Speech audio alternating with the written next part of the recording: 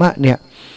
ก็มีหลายสถานีด้วยกันอย่างโดยเฉพาะช่วงเจ้ามีเป็นร่วม20สถานีเนาะสถานีหนึ่งนั้นก็คือสถานีที่เมืองน่านสีคำเรดิโออันนั้นก็โ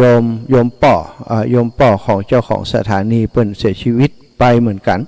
ครูบาอาจารย์ในเครือข่ายคลื่นสีขาวเขาก็จะไปร่วมงานศพวันที่12นั่นแหละเนาะตอนเจ้าไปถึงเมืองน่านที่อำเภอเวียงสาจังหวัดน่านตอนเจ้าไปถึงที่ปุ้นแล้วก็ตอนเสร็จงานจากปุ้นก็กลับมาก็กะว่ามาถึงงานศพของวิคำปันสิทธิวงศ์นี้ก็ประมาณบ่าย4 โมงป่ายสักน้อยประมาณนี้นะก็แจ้งให้ศรัทธาญาติโยมแฟนคลับของครูบาอาจารย์ผู้ติดตามลูกศิษย์ลูกหาของครูบาอาจารย์ในเครือข่ายของเฮาที่เป็นจัดรายการด้วยกันเนาะจะมาพบปะหรือว่าร่วมแสดงความไว้อาลัยต่อการเสียชีวิตจากไปของแม่อุ้ยคำปันโยมแม่ของท่านพระครูสมุวิศวัตรวรกิจโจก็มาร่วมโดยช่วยกันได้เนอะหรือว่าไผอีแม่อยู่ไก่แต่นาอีแม่อยากจะร่วมบุญกับเปิ้นติดต่อผ่านมาที่อาตมานี่ก็ได้อีปอยแม่ก็มีถ้าจะติดต่อจะร่วมบุญมาก็ติดต่อหลังไม้มาเอาเนาะจะฝากจะหอมจะได้จะเนี้ยจะได้ต่อใดจะได้จดชื่อเสียงเรียงนามก็ใส่ซองใส่อย่างไว้ให้อีปอยแม่โอนมาได้ก็โอนมาบ่ได้ก็บ่เป็นยังเก็บไว้หันก็ได้เนาะถ้ามีความตั้งใจอยากจะร่วมบุญกับครูบาอาจารย์พี่น้องตั้งเชียงใหม่ของเฮาเนาะโดยเฉพาะคลื่นวัดฝ่ายหินดูแลบริการไปถึงไหนก็คิดว่าในเครือข่ายคลื่นสีขาวของเฮาโดยเฉพาะที่ฟังจากวัดฝ่ายหินก็คงจะจัดกันเป็นกลุ่มเป็นคณะเพื่อจะรวบรวมปัจจัยมาสนับสนุนช่วยเหลือดูแลให้กำลังใจครูบาอาจารย์ในการจัดงานศพของโยมแม่ในครั้งนี้ทุกครั้งทุกคราวเฮาใจบริการจากเปิ้นเนาะท่านพระครูสมุวิสุวัตรวรกิจโจเนี่ยศรัทธาญาติโยมให้อาตมาไปทำหน้าที่อย่างเปิ้นคงบ่ไหวศรัทธาเฮยตื่นเจ้ากว่าลุงยองกันนะเปิ้นแทบจะไม่ได้รับอาตมาพอแล้วเนี่ยประมาณตี 1 ตี 2 ตี 3นี่เปิ้นก็ยังทำงานคุกคักอยู่พอนู่นพอนี้มอนิเตอร์นั้นมอนิเตอร์นี้ตั้งเวลาตั้งโปรแกรมสปะเนี่ยการเป็นผู้ที่ทำงานอยู่เบื้องหลังช่างเทคนิคคอมพิวมันต้องใช้คอมพิวเตอร์ใช้ระบบสเปซสถาโปรแกรมโน่นโปรแกรมนี้อาตมาไปหาแล้วเมาหัวมดไปหาเพื่อนทำงานก็มาชื่นชมในน้ำจิตน้ำใจความเสียสละของเพื่อนท่านอาจารย์เปิดบริจัดรายการซากรายการสถาทั้งที่เพื่อนเป็นคนที่อู้ได้ไปเปลืองเหมือนกันนะเพื่อนเคยสอนวิปัสสนาเป็นพระวิปัสสนาจารย์ด้วยซ้ำไปก็แต่ว่าเปิ้นอยากจะทำตัวเป็นเบื้องหลังเปิ้นบอกว่าถ้าเปิ้นไปอยู่เบื้องหน้าเหียไปทำงานในการเผยแผ่อยู่ตั้งหน้าไปจัดรายการเหียเนี่ยเปิ้นจะบ่มีเวลาในการที่จะมาดูแลผอกอยรายการต่างๆก็เลยจำเป็นว่าตัวเองออกรายการมาละดูแลสนับสนุนผู้อื่นเอาเป็นความคิดที่สุดยอดมากนะศรัทธาญาติโยมฉะนั้นท่านพระครูสมุวิสุวัตรวรกิจโจนี่ศรัทธาญาติโยมทั้งหลายอาจจะบ่ฮู้จักเปิ้นเพราะว่าเปิ้นบ่ได้จัดรายการนั่นเองแต่ว่าคงจะได้ยินชื่อของครูบาอาจารย์เปิ้นเพราะว่าอาตมาเขาที่จัดรายการขึ้นสีขาวเนี่ยก็จะถึงอ้างถึงตลอดมาเพราะว่าเปิ้นได้ทำหน้าที่ได้สมบูรณ์แบบแล้วก็เสียสละอย่างยิ่งถ้าบ่มีคนอย่างสถาลำบากเหมือนกันเวลาจัดรายการนอกสถานที่อย่างกุฏเตือที่เปิ้นถ่ายทอดจากดอยนางแก้วกาหม่อนพระศรี2 เมืองกาวันก่อนที่ดอยจอมพอกาอย่างต่างๆเนี่ยเวลาครูบาอาจารย์ไปทำกิจกรรมที่ไหนที่เป็นกิจกรรมสำคัญต้องการให้ศรัทธาญาติโยมในเครือข่ายได้รับฟังตัวเปิ้นก็จะไปถ่ายทอดสดถ่ายทอดสดกับทีมงานจากวัดฝ่ายหินนั่นเองศรัทธาท่านพระครูสมุวิสุวัตรวรกิจโจเปิ้นมีทีมงานที่ถ่ายทอดสดตึงภาพตึงเสียงและตัวของเปิ้นเองบ่ได้ไปโดยแต่ว่านั่งคุมนั่งมอนิเตอร์อยู่ที่วัดพอภาพอันนั้นบ่ดีนะเสียงตรงนี้บ่ชัดเนื้อขยับตรงนั้นขยับตรงนี้ตั้งนั้นดับไปนะเปิ้นบ่ได้ว่างเลยศรัทธาอาตมาไปหันการทำงานเพื่อนอาตมาบอกหูจะใจคำว่าจะใดถ้าอาตมาไปแตนเพื่อนนี้วันเดียวถ้าจะยม บ่ไหว โอ้ยการนักหนาเนาะอันนี้คือผู้อยู่เบื้องหลังวันก่อนได้ไปกราบเปิ้นแล้วก็ไปนอนเถอะเปิ้นคืนหนึ่งไปจำวัด2 คืนใช่ไหมไปอยู่ที่วัดไฟหินกับครูบาอาจารย์เลยได้ไปสังเกตการทำงานของเปิ้นแล้วก็ถามเปิ้นว่าอาจารย์ได้กลับบ้านพ่องก็โอ้บอกค่อยได้ครับนะผมงานนะกับอาจารย์อย่างเงี้ยผมชั่วไปก็บ่ได้ต้องดูโน่นดูนี่ทำนี่ตลอดก็ถามถึงโยมพ่อโยมแม่เปิ้นก็ว่าสบายดีนะอีพ่ออีแม่ผมสบายดีอายุนักแล้วแม่80 ปลายอีพ่อก็80 ปลายละนะ83ยังแข็งแรงอยู่บ่มีปัญหายังอยู่กับน้องนุ่งเขาอยู่กับเฮือนหั่นก็สบายดีก็อู้ถึงเพิ่นก็บอกว่าถ้ามีเวลาเดียวถ้าช่วงได้ตีว่างๆผมจะไปหาโยมแม่เหมือนกันปีใหม่นี้ยังบ่ได้มาหากันกับเตื้อสถา แต่เจ้าตะวาเมื่อเจ้าได้รับข่าวจากทราบข่าวจากโยมปีพิสมัยแล้วสักกัมก็ได้ทราบข่าวจากท่านพระครูอภิวัฒนวิกรมเอาลงในเครือข่ายคลื่นสีขาวแจ้งให้ครูบาอาจารย์ที่จัดรายการด้วยกันว่าโยมมารดาของท่านอาจารย์เสียชีวิตเขาจะไปแสดงความไว้อาลัยวันที่12-16 นาฬิกาก็เลยได้ทราบข้อมูลว่าบ้านเปิ้นอยู่ไหนตั้งใดอยู่ห้างชัดสถานี่อยู่ที่บ้านปงไตห้างชัดนี่ถ้าสถาอยากจะไปร่วมงานแต่ว่าบ่ฮู้ตังไปก็ถามอาตมาได้เนอะถามอาตมาได้หรือว่าไผที่เปิ้นอันลูกหลานเพิ่นเก่งน้อยปักมุดไปเลยบ้านปงไตตำบลตรงยังคกอำเภอห้างชัดจังหวัดลำปางมันก็จะปาไปสถาแต่ว่าอาตมาก็บ่ฮู้ตังนะก็อาศัยอันอีน้องนั่นน่ะอีน้องสิริจาก Google นั่นน่ะ Google Map มันก็บอกตังไปก็ไปถึงโดยสวัสดิภาพนะไปอูไปจาแล้วก็วันที่13เนาะวันสุดท้ายติดตั้งศพไว้ที่บ้านท่านพระครูสมุวิศวัตวรกิจโจแล้วก็ลูกหลานครอบครัวของโยมแม่ได้กราบนิมนต์ท่านพระครูอภิวัฒนวิกรมครูบาอาจารย์ผอ.เครือข่ายคลื่นสีขาวมาแสดงพระธรรมเทศนาฉลองศรัทธาญาติโยมลูกหลานแล้วก็เครือข่ายคลื่นสีขาวของเฮาเตยก็เลยจะนัดหมายกันกับศรัทธาพี่น้องเฮาเนาะศรัทธาพี่น้องเฮาว่าภัยจะไปร่วมบุญด้วยกันจะไปร่วมฟังเทศน์ของท่านพระครูอภิวัฒนวิกรมในวันที่13เนาะวันที่13นี้ก็ไปกันเนอะศรัทธาญาติโยมไปกันไปด้วยกันอาตมาก็จะไปเหมือนกันอาตมาก็จะไปเหมือนกันฉะนั้นศรัทธาญาติโยมไผที่มีเวลาเหลืออยู่บ่ไกลพอสามารถจะไปได้ถ้าดูในเพจพื้นที่อำเภอเมืองนี่ก็ถือว่าบ่ไกลซะท่าออกจากตัวเมืองไปบ่ไกลก็ถึงแยกห้างชัดก็เลี้ยวไปตังกอคาเลี้ยวไปสัก 4-5 กิโลบ่ถึงก็เลี้ยวเข้าบ้านปงไตเลยจากเข้าบ้านปงไตก็เข้าไปในหมู่บ้านเปิ้นจากนั้นก็บ่ไกลแล้วเข้าในหมู่บ้านก็พบแล้วก็ไปฟังเทศน์นะท่านพระครูอภิวัฒนวิกรมครูบาอาจารย์ในเครือข่ายก็จะมาแสดงพระธรรมเทศนาวันที่12เริ่มจากวันที่12เนี่ยทางวัดฝ่ายหินก็จะมาถ่ายทอดสดเนาะในงานศพคงจะเป็นช่วงของตอนเย็นซะท้ายตอนเย็นในการเตียนเป็นมีพิธีสวดตอนเย็นเนาะก็จะมาถ่ายทอดช่วงนั้นออกรายการไปทางวัดฝ่ายหินแล้วก็ดูว่าถ้าทางวัดบุญญาวาสวิหารติดต่อประสานงานกับครูบาอาจารย์ได้อย่างอาตมาก็จะมอบเวลาให้เปิ้นไปเลยมอบเวลาช่วง19 ถึง 20 นาฬิกาและส่วน20 นาฬิกาถึง22ก็คงจะกับครูบาอาจารย์ท่านอาจารย์มหาบวรวิทย์เนาะถ้าเปิ้นสามารถรับสัญญาณให้ได้ก็ออกอากาศไปพร้อมกันด้วยกันทางวัดฝ่ายหินแล้วก็วัดบุญญาวาสของเฮาศรัทธาญาติโยมในช่วงนี้ได้รับ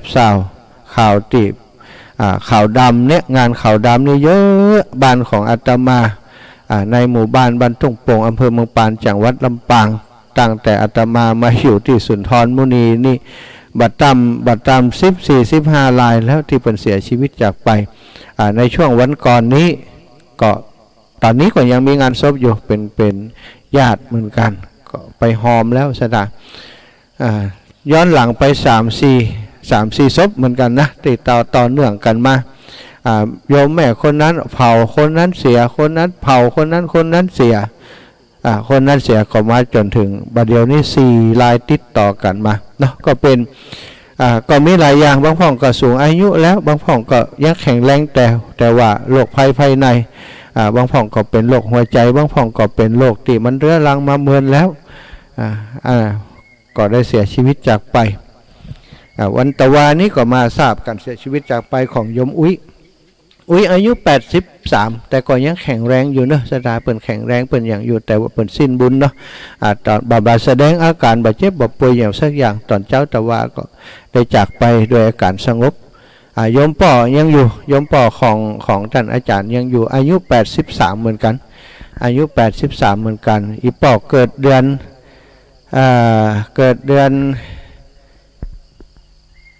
อีป่อเกิดเดือนก่อนพฤศจิกาตุลา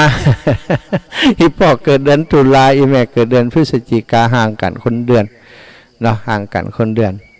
อีแม่เสียชีวิตจากไปอีป่อยังแข็งแรงอยู่เนาะบ้านนี้เปิดอายุยืนสถาญาติโยมเฮาได้ทราบข่าวการตายเนาะงานข่าวดำโดยเฉพาะบัดเดียวนี้พี่น้องหมู่เฮาตั้งหลายอายุหมออีป่ออีแม่อายุมาถึงขนาดนี้บางห้องก็ไม่ใกล้ฟังแล้วหลายคนที่ฟังรายการอยู่นี่อายุ70-80ก็มี90ก็มีสถาญาติโยมแล้วก็ประมาณ30ขึ้นอีกแต่นะต่ำกว่านั้นบอกค่อยมี30 40 50นี่เฮาเริ่มจะไปงานศพนักเข้าละเนาะไปนักเข้าคือถ้าตอนเป็นนุ่มเป็นกรรมนี้อาจจะเป็นงานรุ่นงานแต่งการแต่งงานกินเลี้ยงฉลองเลี้ยงรุ่นเลี้ยงโน้นเลี้ยงนี่สตาบอกค่อยไปพบกันที่งานศพตัวใดพออายุหนักขึ้นโอ้เปื่อนตายต้องไปงานศพเปื่อนพ่อแม่เปื่อนตายต้องไปงานศพพ่อแม่เปื่อนมันก็ขยับไปเรื่อยๆเอาไปเอามาเขาอายุ50-60แล้วการนี่เอาหันแล้วคนที่เป็นพ่อเป็นแม่ก็ดีคนที่เป็นเปื่อนเป็นฝูงเป็นปุตตานาลงเป็นปิป้านาอาก็เสียชีวิตจากไปกำคน2 คนกำคน2 คนสิ่งนี้ทำให้เฮาได้กึดอย่างพ่องสถาญาติโยมบางพ่องก็บอกกึดอย่างถึงแต่คนอื่นตายติ๊กคนนั้นตายคนนี้ตายไปเห็มมะนะจม เดือนนี้หมดไป4-5ปันแล้วไปงานศพนะไปงานศพมีอย่างแต่หัวตายอย่างแต่ว่าบ่าวนะ เขาก็จมกันไปว่ากันไปเดี๋ยวคืนวันใหม่เดี๋ยวแต่งงานในงานศพภาษีสังคมมันนักแต่นะศรัทธาญาติโยมอันนี้ถ้าจมอย่างอีนี่บ่ได้ยังจมให้ตัวเก่าเป็นทุกจมให้คนอื่นได้ยินว่าตัวเก่าทุกใจ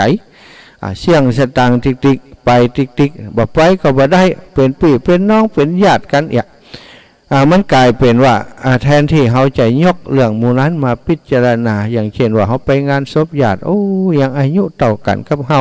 บางคนก็น้อยกว่าบางคนก็นักกว่าเฮาก็บัดแน่บัดนอนเหมือนกันเนาะขนาดเพิ่นอายุอย่างอีแข็งแรงอย่างอีก็ยังจากไปแล้วตัวของเฮาก็คงบ่เมินต้องบัดเดียวนี้ควรจะเห่งทำคุณงามความดีงานศพนี้เฮาได้ช่วยเปิ้นเนาะช่วยเปิ้นเพียงงานศพ4-500ก็เป็นการต่ออายุต่อชะตาเป็นบุญเป็นกุศลกับเฮาเนี่ยถ้าเฮาคิดอย่างอีนี้ยกขึ้นสู่การพิจารณาโดยอนิจจังทุกขังอนัตตาโดยยกขึ้นสู่บุญสู่กุศลโดยหอมเปิ้นไปบ่ใช่หอมเอามือแต่หอมเพื่อจะช่วยเปิ้นบางครั้งบางทีเปิ่นขาดตรงนั้นบ่พอตรงนั้นตรงนี้ปัจจัยสตางค์ที่เฮาไปหอมก็กลุ่มหันกลุ่มนี้ไปถวายพระสงฆ์องค์สังฆเจ้าก็ดีไปซื้อโน้นซื้อนี้จัดการเรื่องงานศพมันก็มีค่าใช้จ่ายสูงแต่ถ้าเฮาหอมไปแล้วเฮาคิดว่ามันเป็นบุญเป็นกุศลแต่ถ้าหอมไปแล้วเพื่อจะเอาหน้าเอาตาเพื่อจะขอไปทีมันเป็นธรรมเนียมเปิ่นไปเปิ่นก็หอมกันเขาก็ต้องหอมวันหน้าเขาจะได้มาหอมถ้าเขาคิดอย่างอีเนี่ยบุญมันได้น้อยซะท่ามันเป็นการไปเอามือเอายามกันบัดได้ไปเหี่ยแต่ถ้าเขาพิจารณาว่าการตายเนี่ยคนที่เป็นเจ้าภาพเปิ่นก็เศร้าโศกเสียใจ ต่อการเสียชีวิตจากไปของคนในครอบครัวเปิ้นเฮาไปช่วยเหลือเติมเปิ้นไปหายไปหอมต่ออีกก็ยังไปรวมกับคนอื่นที่เปิ้นหายมาหอมแหมก็คงจะพอเนาะในการจัดงานศพของญาติเฮาของครอบครัวของเปิ้นของฟูงเฮาเปื่อนฝูงเฮาถ้าเป็นพ่อแม่ของเปื่อนของพี่ของน้องเฮาก็ดีเขาก็จะได้สบายอกสบายใจบ่เป็นหนี้เป็นสินในการจัดงานจะเฮากืดไปอย่างอีนี่ใจเฮาจะเป็นบุญเป็นกุศลเนาะเพราะเป็นบุญเป็นกุศลแล้วมันก็เกิดความสุขศรัทธาญาติโยมถึงเวลาตาเฮามาเขาจะมาบ่มามันบ่เกี่ยวแล้วเฮาบ่ฮู้เนาะ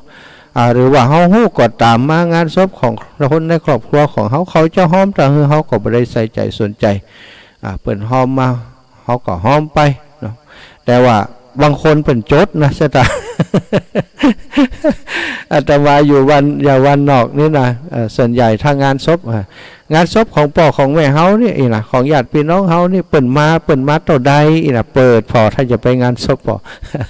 โอ้เปิ่นมา50เฮาไปแต่เอาไปสัก60อย่างมันก็มีไปสปะเหมือนกันนะแต่อาตมานี่บอกเคยจำบอกเคยจดไปที่ไหนก็ทำอย่างที่ว่านะศรัทธาทำตามกำลังของเขาหันว่า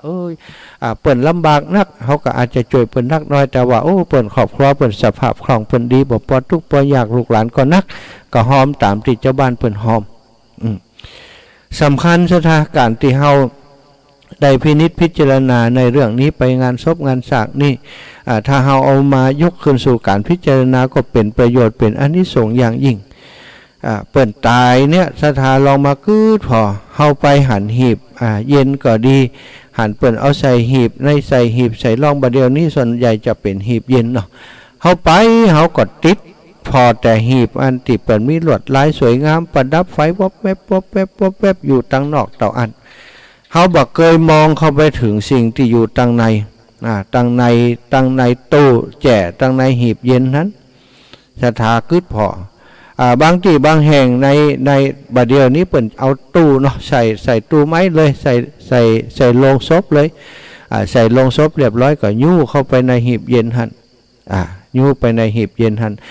สมัยก่อนนี้เอาใส่ตึงไม้บ่ได้สมัยเมื่อหีบเย็นมันตู้ปอใหญ่นั้นเปิ่นก็ยกศพขึ้นไปนอนหันเหมือนกับเอาป่าไปแจกแข็งในหันเนี่ยศรัทธาบัดเดี๋ยวนี้มีเป็นร่องเอาใส่ร่องเขาใส่เข้าไปเลยส่วนใหญ่เขาไปงานศพเขาก็ไปหั่นโรงศพที่วิจิตรพิสดารสวยงามนั่นนะอันบัดได้มองไปถึงสิ่งที่นอนอยู่ตั้งในไปก็แสดงความเสียใจกับญาติพี่น้องเฮียอู้กันไปนั่งจากันนั้นนี้ขาลงจงเจงบางทีก็นั่งจานั่งก้งเล่ากันไปก็มีศรัทธานี่แสดงว่าไปในงานศพลักษณะของบุคคลที่มีความประมาทแต่ถ้าเขาไปอย่างนั้นเขาพิจารณาว่าบัดเดี๋ยวนี้สิ่งที่หลอกตาเขาอยู่ก็คือหีบศพที่อยู่ตั้งนอกลวดลายวิจิตรพิสดารงามหูงามตาแต่ตั้งในนั้นเป็นผู้ที่ว่ามีลมหายใจแล้วนอนแจ่ตู้เย็นอย่างนั้นถ้าเป็นคนธรรมดาเฮานี้ถ้าเอาไปใส่ในตู้เย็นอย่างอุณหภูมิอย่างไปนอนอย่างนั้นมันแบบสั่นงอนแบบมีอากาศหายใจมันก็ต้องตายแต่อันนี้เป็นตายไปแล้วเสียชีวิตไปแล้วบ่ได้หู้ซึกหู้สมปรดีอย่างสักอย่างบ่เดือดบ่ร้อนงิ้งนอนนิ่งนอนสบายอยู่ในหันแล้วก่อนยกขึ้นพิจารณาว่าเกิดไปแห่มกรรมถ้าไฟดับเนาะนะถ้าไฟดับไปศพที่อยู่ทางในหันจะได้ถ้าสมมติว่าบ่มีไฟเสียเลยเอาใส่ในหันอย่างสมัยก่อนศรัทธาที่เป็นกบเก็บศพไว้2-3 วันนี่วันที่เปิ่นจะเอาไปป่าช้านะโหศรัทธาเฮ้ย เดินตัวก้นอันสมัยล้อเนาะลงลิงไปนั่นนะบางเตื้อน้ำเหลืองยดลงมาติ้งไต่ต่างไปสุดต่างเดี๋ยวต้องถึงความเหม็นแล้วเนาะเอาของหอมเอาอย่างมานี้ก็ได้ฉีดน้ำหอมก็ได้ไออย่างก็ได้มันก็ยังเหม็นอยู่เหม็นซากศพนี่มันเหม็นกว่าไออย่างทั้งหมดโดยเฉพาะอากาศร้อนๆแล้วมันอัพสถานญาติโยมคนสมัยก่อนเนี่ยเปิดไปงานศพนี่บัดกินได้กินข้าวกัน มันกินหวานลำมันกินแล้วก็มันนึกอันเป็นอสุภะไปตัวนะ มันไปจะไปอย่างเหี้ยก็เลยกินข้าวบ่ลำกินน้ำบ่ลงกันบางพ่องว่าถือไปงานศพบอกกินข้าวความจริงนั้นเป็นคนที่คอแก่นคอตื้น กินแล้วมันจะหักเพิ่นเลยบอกกินแต่สมัยนี้มันบ่มีสิ่งเหล่านั้นเนาะบ่มีกินบ่มีหยังแล้วศรัทธาเปิ่นจ่อยแจ่ในหีบเย็นแจ่ในตู้เย็นตลอดมันก็บ่มีบางอย่างสักอย่างแต่ว่ามันก็มีถึงข้อดีข้อเสียเนาะข้อดีส่วนใหม่ก็ข้อดีอีกสมัยนี้แจ่ไปก็มีข้อดีบางทีนั้นญาติพี่น้องบ่พร้อมหรือว่ามันติดงานบางคนตายตอนปีใหม่อย่างเงี้ยใดถ้าไปเนี้ยพิธีตอนปีใหม่จะมาสวดจะมาเผาตอนปีใหม่ก็บ่มีญาติพี่น้องมาช่วยเปิ่นหนัวงานกันอยู่ก็ต้องเอาแจ่หีบเย็นแจ่ตู้เย็นไว้ก่อนรอจนเสี่ยงปีใหม่แล้วก็เปิดศพมาทำบุญอันนี้ก็ข้อดีของหีบเย็นของตู้เย็นมีมากมายซะทางแต่ข้อเสียก็ยังติว่าเนี่ยคนบ่ได้พิจารณาหันแต่ความสวยความงามชีวิตของมนุษย์คนเฮาก็เหมือนกันซะทางสิ่งที่หลอกตาลวงตาเฮามีนักหนาโดยเฉพาะร่างกายของคนเฮานี้ถ้าพระพุทธองค์บอกว่าเข้าไปดูร่างกายให้เป็นอสุภะแต่สิ่งที่เฮาหันถึงวันนี้วันก็คนนั้นงามเนาะคนนี้ผิวพรรณผ่องใสเนาะผิวพรรณพุทธผ่องใสฟันเปิ้นเขี้ยวเปิ้นอย่างมางามเลี้ยงกันเป็นแถวซี่หมกพอดีตาเปิ้นงามผมเปิ้นงามคนเฮาไปมองแต่ความสวยงามไปหมดคนบางคนบ่งามปากบ่งามคิ้วบ่งามตาบ่งามเปิ้นก็ไปเสริมไปเติมไปแต่งเจ้าของเปิ้นก็ว่าเปิ้นงามคนทั้งหลายไปปะไปหันก็งามเนาะมองแต่ของสวยๆงามๆบ่ได้มองไปถึงว่าความจริงเบื้องหน้าอาจจะสวยงามเบื้องหลังของความสวยงามนั้นเป็นจะใดทวารทั้งเก้านั้นไหลเข้าไหลออกเนาะจมูกก็น้ำมูกไหลมาตาก็ไม่ขี้ตาลองตื่นเจ้ามาบ่ล้างหน้าบ่แปรงฟันพอศรัทธา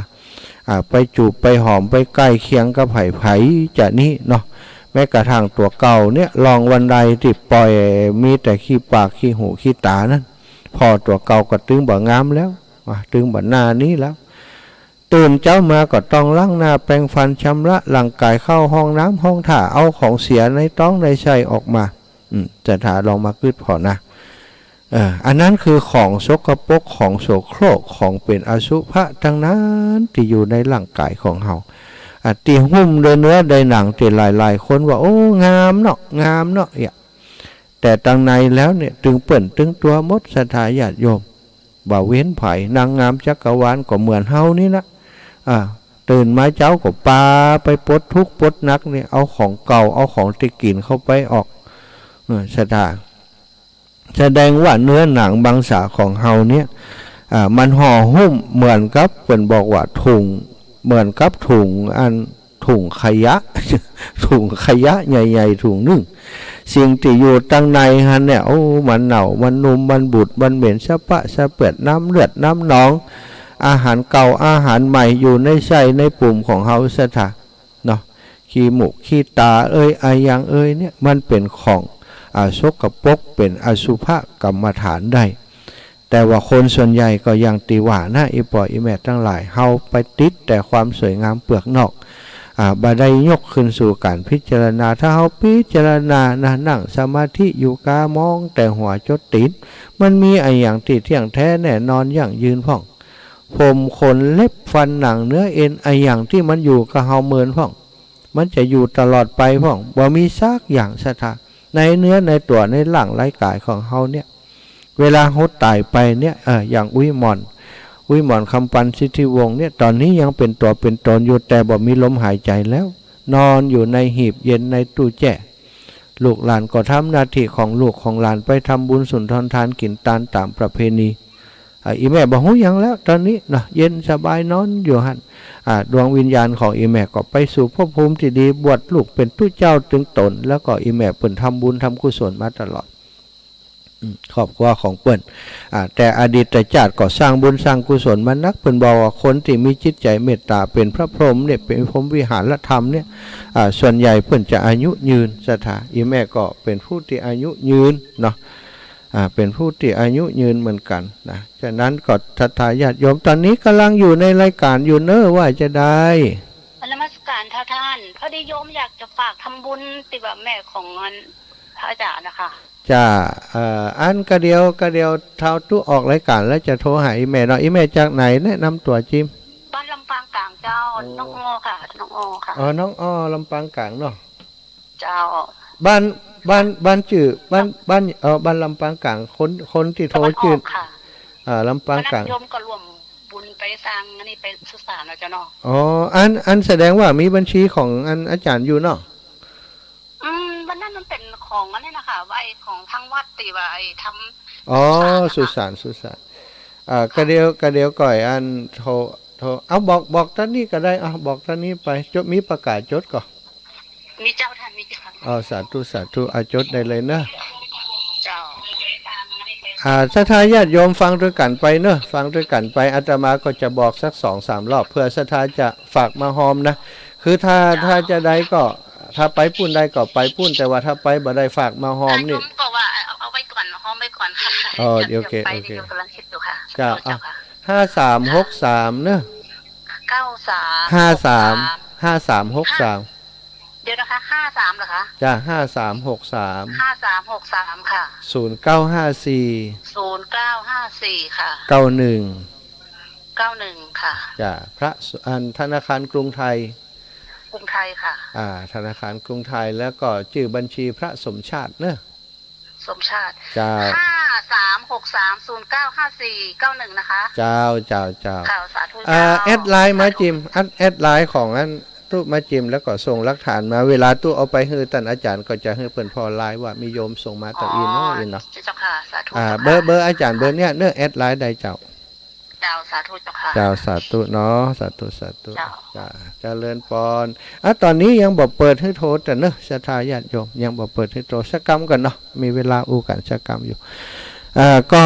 ถ้าเฮาพิจารณาให้ดีๆเฮาก็จะได้ประโยชน์สถาจากงานศพงานสากอย่างต่างๆแล้วก็จาก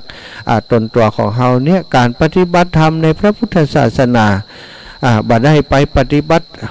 การปฏิบัติธรรมบ่ใจว่าหล่นเข้าวัดอย่างเดียวไปนั่นไปนี่ไปสำนักใหญ่ๆถึงจะถือว่าเป็นการปฏิบัติธรรมการปฏิบัติธรรมการบำเพ็ญความเพียรของพระพุทธเจ้านั้นพระพุทธองค์ทรงได้ตรัสบอกสาวกทั้งหลายว่าจริงๆแล้วก็คือการพิจารณาร่างกายของเฮาเนี่ยอาการ32ประการเนี่ยสิ่งต่างๆที่ประกอบร่างขึ้นเป็นร่างกายเนี่ยสถาคือสิ่งที่เป็นอารมณ์ของกรรมฐานทั้งหมดอสุภกรรมฐานเนี่ยมันเป็นกรรมฐานที่เป็นประโยชน์เกื้อกูลแก่พระสงฆ์สาวกทั้งหลาย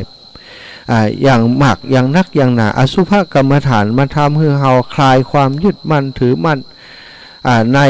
ในรูปเสียงกลิ่นรสโผฏฐัพพะต่างๆได้ดีมากๆเลยคนที่ไปมัวหลุ่มมัวหลงอยู่กับสิ่งภายนอกคนนี้งามถ้าเป็นปวดใจเป็นแม่หญิงก็แล้วแต่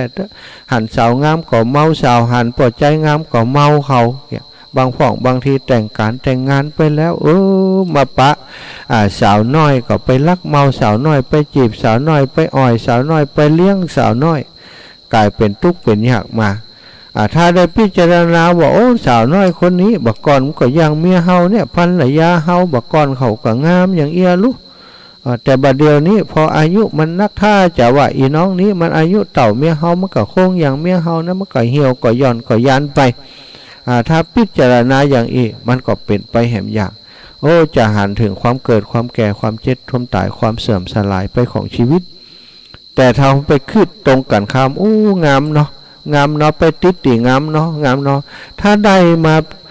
เป็นกู้คล้องถ้าได้มานอนเคียงนอนป้องมันคงจะมีความสุขถ้าคืดไปอย่างอีกอารมณ์มันก็ไปยึดติดกับสิ่งเหล่านี้สุดท้ายการกระทำมันก็น้อมนำไปสู่การกระทำที่ได้มาซึ่งสิ่งนั้นได้มาซึ่งสิ่งนั้นไปอ่อยไปหล่อเอาตังไปหล่ออายุนักแล้วมีสตังหลายเอาสตังไปจอบสาวน้อยซื้อนั่นซื้อนี่บางครั้งบางทีโดยทั่วไปเปิ้นก็บ่ฮักเฮาแต่ว่าฮักสตังของเฮาฮัก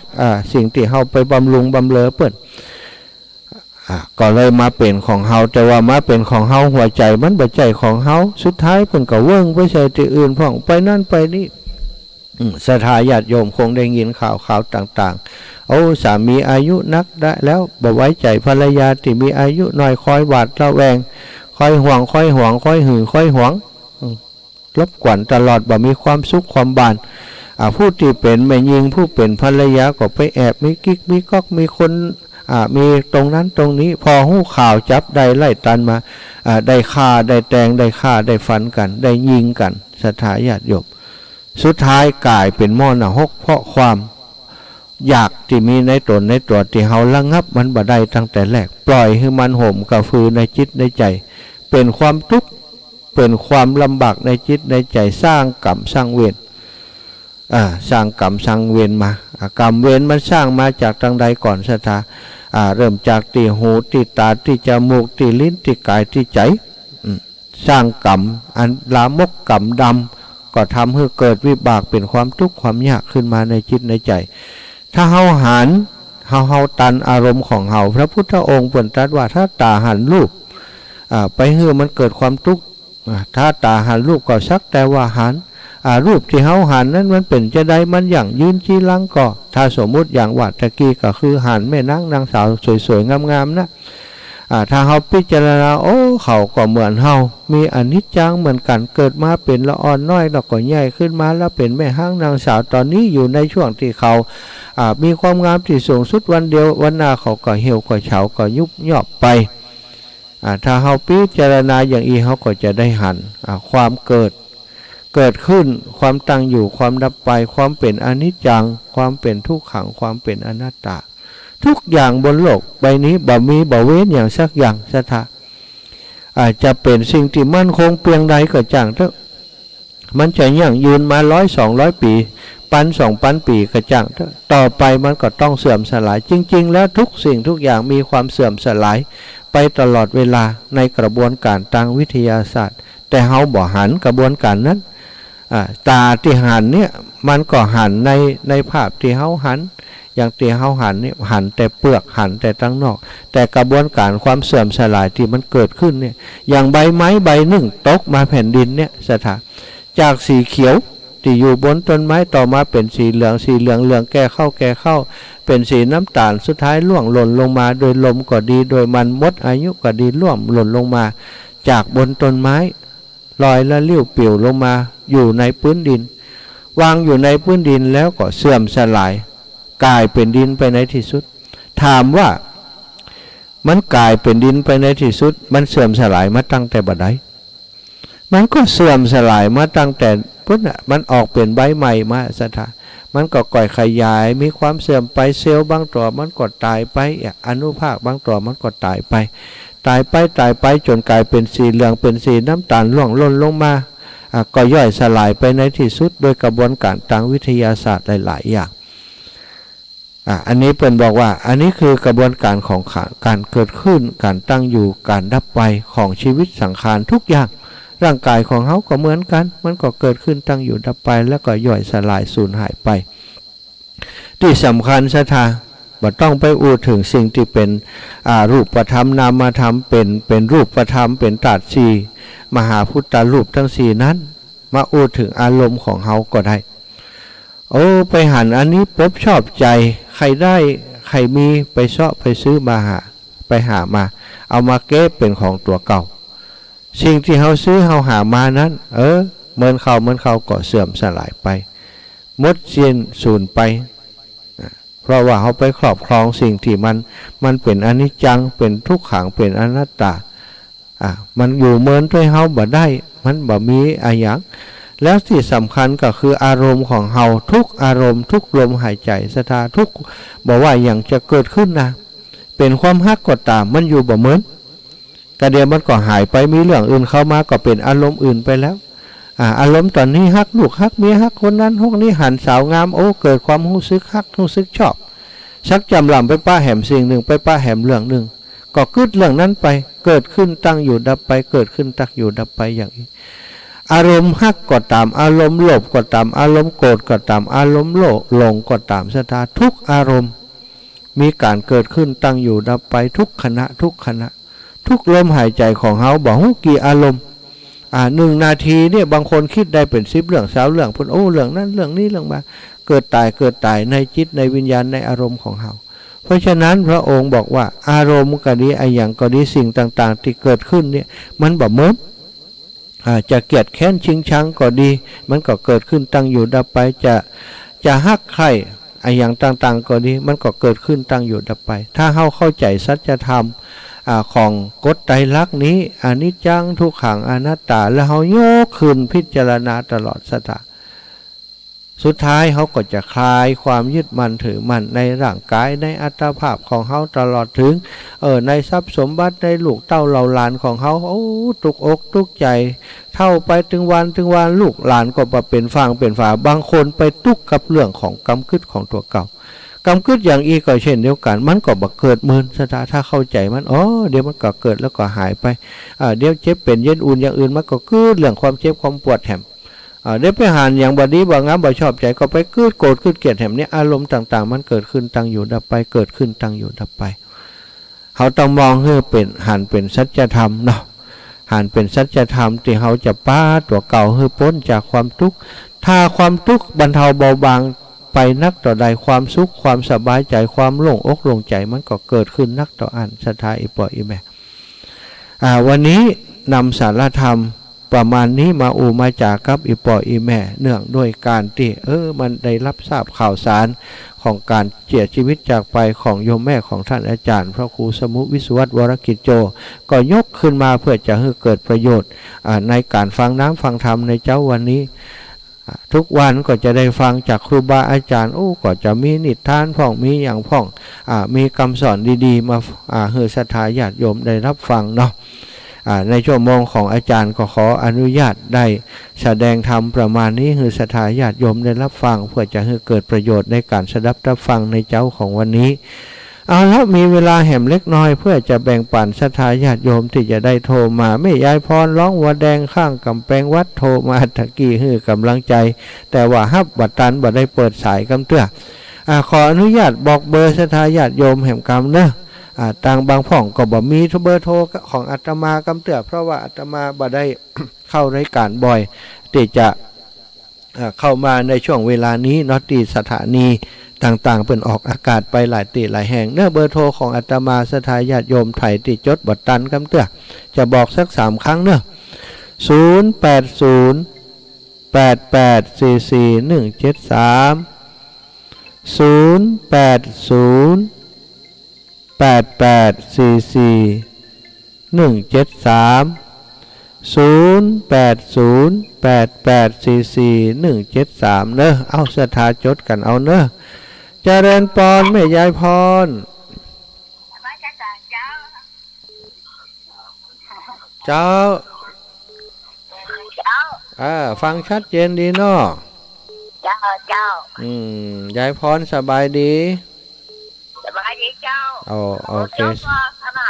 บ่ตกยายคึมเหมือนกันน่าจะตกอยู่แต่คงจะค่อยๆ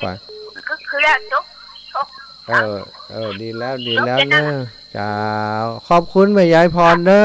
แบ่งกันคนน้อยเนาะเวลาเหลือน้อยจ้าสาธุเจริญปอนโยมพี่พิสมัยพี่จะมาเมื่อใดการนมัสการเจ้ายมจ้าว่าเลยพี่โยมพี่ว่าใด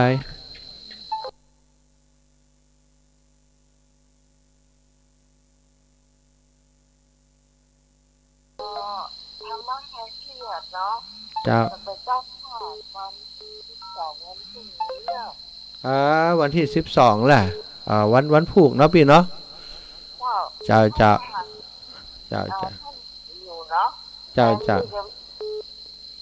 ตอนที่ทำเพราะว่าตอนนี้เนี่ยที่คนที่มาช่วยแล้วก็มาครอบครัวกับพี่ได้ประมาณ5,000เจ้าได้แล้ว5,000แล้วเนาะเจ้าสาธุเดี๋ยวเขาจะได้ประชาสัมพันธ์ในรายการเขาตัวเนอร์ปินเดอร์เจ้าทีนี้คืนเดียวไม่ได้แต่ว่าเนาะแต่ว่าแล้วก็คืน เจ้าโอ้ดีแล้วดีแล้วเอาศรัทธาญาติโยมเนอะรายการธรรมะคลายเครียดที่โยมปีพิสมัยได้จัดกับอันทีมงานถ้าศรัทธาญาติโยมจะร่วมบุญโดยเปิ้นเนาะก็แจ้งไปที่โยมปีพิสมัยก็โยมลุงหนุ่ยก็ได้เนอะมีเวลาวันพุธเปิ้นจะเป็นเจ้าภาพเนาะเจริญปอนเนอะศรัทธาญาติโยมเจริญปอนโยมแม่สายทองแม่นกอเจ้าเอาเจ้ามีคติธรรมอย่างมาให้ฟังเจ้าอีแม่ชัดเจนเลยเจ้าโอ้98.75เนาะขอบคุณอีแม่จะเจริญปอนโอ้พี่น้องเวียงปะเป้าแม่ลายภาพเตจ้าเวียงปะเป้าเนาะแม่เนาะเจ้าแม่ค่ะนั่นหอมนั่นให้แม่ก็50 บาทแม่ร่วมกันทำเลยในของงานอาจารย์มันยงพระเจ้าอ๋อแม่หอมกันทำอาจารย์บรรยง50เนาะตอนที่เปิ้นนั้นแม่ไรเจ้าประกาศท่านมาเอาที่ไหนวันที่18น่ะท่านจะมาได้สัมพออยากเจ้าไปกับแม่18ไปเจ้าแล้วก็แม่ออกข้างแม่กำเนิดเจ้าแม่ได้เจ้าสาธุ50 บาทเนาะเจ้าได้แม่ทำกันคนเล็กคนน้อยในการสาธุเจ้าได้เจ้าสาธุอาจารย์มันยงก็จะบอกเอาเดี๋ยวหมอบให้หมดเลยกะลงกันแฮมนักอยู่เอาสักอย่างน่ะเจ้าไปหมอบเพิ่งงานศพหมดเลยกะเจ้าสาธุเนอะแม่เนอะเจ้าแม่ท่านหอมเพิ่งกันไหนกำเนิดเจ้าแม่สาธุจ้ะหอมเฮือแม่เนอะ7209นี้เบอร์ใหม่เนาะเมื่อตัดเจ้าจากตั้งใดแม่อยู่บนดอยอำเภอจอมทองเจ้าอ๋อแม่อยู่บนดอยอำเภอจอมทองเนาะเจ้าอ๋อแม่ชื่อหยังอาจารย์ปิโยดีแม่เจ้าโคโบดอยนะโอ้ค่ะฟังตลอดมาได้โทรมาได้โคบนดาเพื่อนเนาะโอ้ตอนนี้ตันแล้วเนาะขอบคุณนะแม่เนอะบุญรักษาโอ้เป็นโทรมาจากบนดอยจอมตองเพิ่นว่าโอ้ขอบคุณอีแม่กูเตือโทรบัดตันว่ะเจริญปอนแม่เจ้าแม่ฟังอยู่เลยเจ้าฟังอยู่ชัดเจนดีเนาะจ้าขอบคุณอีแม่เนอะบุญรักษานะแม่นะสาธุเจริญปอนโยมแม่สายทองบันโฮ่งลำพูนจ้าอยู่บนดอยก็ชื่อว่าแม่บัวเขียวเจ้าแม่บัวเขียวขอบคุณอีแม่ฮู้จักเลยที่3จะขี้โวยไปหน่อยเจ้าก็จะขออนุญาตเจ้าความดีมันไม่มีขายถ้าอยากได้ต้องทำเองอยากได้ดีไม่ทำดีนั้นมีมากดีแต่อยากหนักไม่ทำหน้าขำหนออยากได้ดีต้องทำดีอย่ารีรอดีแต่ขอรอแต่ดีไม่มีเลยนะเจ้าสาธุนักกะกันรอฟังอีแม่อยู่ว่าจะว่าก่อนอย่างวันนี้อีแม่บอกว่าลูกอีน่ะเจริญปอนแม่จันฟองเจ้าไว้เจ้าอีแม่ฟังเด้อเจ้าแม่ฟังชัดเจนแต่ว่าจุกนี้ขนาดวงปนใหญ่มากเอววันแม่ล่ะไม่มีจุกนี้โอ้ดีกะหลวงพ่อใหญ่เพิ่นลูกตั้งใดมาเพิ่นมาเอวให้เจอบ้านวัดดงเย็นเด้อโอ้ดีบุญคือแม่ไม่เอาฮะว่ะลุงเจ้าไม่แข็งไม่ขาเขาก็ลงมาเอวได้ใกล้โอ้ยก็ไม่เอวการบุญเขามิ่งได้หันกันไหมขึ้นเงี้ยมาเด็กห้องครูหัวไอ้แล้วเห็นว่ะดีแล้วเด็กห้องครูหัวไอ้โอ้ดีกะหลวงพ่อใหญ่เพิ่นพักผ่อนช่วงนี้จะไปเอวเพิ่นไปกี่พัดตอนยังบ่เป่าอีกโอ้เจ้าสาธุถึงกุ่น4 โมงถึงบ้านถึงวันนะถึงกำลังใจเนอะสาธุขอบคุณแม่เนอะบุญรักษาท่านฮะเจ้าแม่ใส่ช่องให้แม่ช่างลอยเนี่ยก้อนนี่วันหน้าแม่จะโอนไปให้ลูกสาวมาก่อนเจ้าได้กันแม่เดี๋ยวนี่แม่ของท่านพ่อครูก็นั่นนะเจ้าเข้าใจฮู้อยู่แม่จ้าลอยนึงเนอะสาธุแม่ขอบคุณแม่เนอะบุญรักษาบุญรักษาจำได้แม่จำได้แม่จำจะมีกำลังใจเนอะเจ้าแม่สาธุนะแม่เนอะเจริญปอนโยมแม่ลิบ้านโทปุนเนอ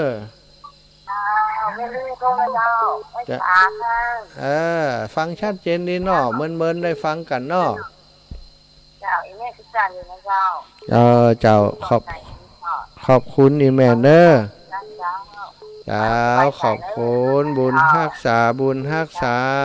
เอ้าต่อไปสายนี้จากลำปางโยมแม่น้อยเจ้าไว้พระเจ้าพระอาจารย์แม่ฟังอยู่เนอะแม่ฟังตั้งแต่ตี 3แม่ไหว้พระตัวตลอดเจ้าเดียวเลยเจ้าดีกะไปแอวก็ได้เนอะงานศพบักไก่บ้านเฮานะเจ้ามันบ่มีไปในการพระอาจารย์มันบ่มีเพื่อนนะเจ้าบ่เป็นหยังเจ้าสาธุเนาะแม่เนาะขอบคุณเนอะบุญรักษาเจ้าบุญรักษาอีแม่สลินทิพย์จ้าข้าพเจ้าเจ้าท่านมหาเจ้าแม่จ๋าสบายดีเนาะจ้าสบายดีเจ้าแต่ชัดเจนดีนะเจ้าโอ้ชัดเจนดีอีแม่ฟังจากอย่าง104ก็ว่า96อันของอันฝ่ายหินนะเจ้าวัดฝ่ายหิน104อีแม่เจ้าตั้งวัดฝ่ายหินเพิ่นก็จะมากันอยู่แม่เจ้าเดี๋ยวว่าจะฝากการอาจารย์บรรยงไปนะดีแล้วแม่ดีแล้วตั้งอาจารย์นะเพราะอาจารย์จะมาเทศวันที่13อีแม่ปกติแม่จะตอนเช้าจะบอกเขาได้โทรพ่อแม่อันสวดมนต์ทำวัดแล้วพอดีกันเลยโทรหาท่านโอ้ขอบคุณบุญรักษาตีเกิงแม่กันสวดมนต์ทำวัดเช้าก็จะเสร็จกะตี5เกิงไปแล้วดีสาธุขอบคุณแม่เนอะเดี๋ยวตู้ขอ5แผ่นสายได้แม่เจ้าการไว้สาเจ้าสาธุอ้าวเจริญปอนยมป่อบุญตันเจดีย์3ยอดอีป่อสบายดีครับไปสาท่านมหาป่อจ้าสบายดีเนาะโอ้ดีแล้วฟังไปเนาะป่อเนาะกำลังใจนะท่านเนอขอบคุณบ่ได้ปะอีป่อสักเทื่อเนาะสาธุได้เจอกันมื้อนั้นนะมันได้เจอกันสาธุขอบคุณอีป่อบุญตันครั้งแล้วก็บ่ได้ปะกันสักกรรมว่าจะไปที่เจดีย์3ยอดก็บ่ได้ปะอีป่อสักกรรม7376เนอะเอาโทรมา7376จากดังใด7376รายงานตัวได้เลยเจ้าอีแม่ได้ยินเสียงเหมือนนั่นนะก็จะหาแม่อุ้ยอินเปลี่ยนเบอร์โทรกะแม่อุ้ยอินเนี่ยเจ้าเสมออยู่ไม่ทราบเสมอนั่นกะอันนี้7376แม่อุ้ยอินไม่ทราบเสมอเนาะ7376ตะกี้บ่ตอนนี้ฟังท่านตลอดเวลาที่ท่านไปเดินดงนะเจ้าขอบคุณเจ้าแม่เอาละเนอะเจ้าเวลาของเฮาหมดเวลาเวลาก็จะต้องขออำลาศรัทธาญาติโยมไปเพียงเท่านี้ก่อนคนที่โทรมาทีหลังเดี๋ยวก็จะฮับหลังไม้เอาเนอะศรัทธาญาติโยมทั้งหลายเอาละจัตตารโอธัมมาวัฏันติอายุวันโนสุขังพะลังก็จะต้องขออำลาท่านกำลังติดตามรับฟังสถานีวิทยุกระจายเสียงพระพุทธศาสนาแห่งชาติและสังคมคลื่นเพื่อการศึกษาพระพุทธศาสนาและวัฒนธรรมระบบ FM 104.5 เมกะเฮิรตซ์รายการต่อไปเป็นรายการมรดกธรรมกำเมืองดำเนินรายการโดยพระครูวิสิทธิ์ศรีลาภรณ์